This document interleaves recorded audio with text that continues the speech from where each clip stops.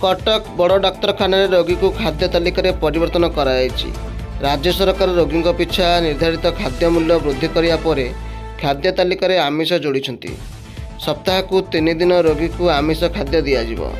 बुधवार शुक्रवार एवं रविवार आमिष खाद्य मिल। आमिष खाद्य भाव अंडा एवं माछ तरकारी थाली मिलता सूचना अनुसार प्रातः भोजन में रोगी को सुजी उपमा घुगुनी इडली सांबर फल सिमेई धार्य कर। मध्याह्न भोजन में भात डाली डालमा सोयाबड़ी तरकारी भजा छोले पनीर तरकारी खाइबे। बुधवार अंडा तरकारी एवं शुक्रवार और रविवार माछ तरकारी मिल।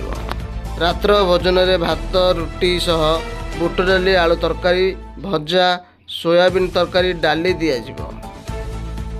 झाड़ाबाती रोगी को प्रातः समय सागु खीरी एवं कदली दिज्व। मध्याह्न साधारणतः भात डाली सिझा आलू और दही रही। रात्रि में रुटी कदली और डालमा सामिल कराई। एतव्यतीत किसी रोगी शुखिला खाद्य तालिकार रही। 500 मिलीमीटर क्षीर 400 ग्राम ब्राउन ब्रेड गोटे पैकेट बिस्कुट 2टी सिझा अंडा और 2टी कदली रही। बृकक रोगी आक्रांतों शुखिला खाद्य उपरोक्त समस्त सामग्री सहित हेल्थ ड्रिंक्स पाउडर सामिल रही। शिशु रोग नेफ्रोलोजी कार्डियोलोजी सर्जरी विभाग रोगी निमंते खाद्य तालिका भिन्न रही। आशा करुच्ची आज भिडियोटी आपण बहुत भल लगी। जदि भिडियोटी भल लगी तेज आम चैनल को लाइक करूँ शेयर करूँ एंड सब्सक्राइब करूँ।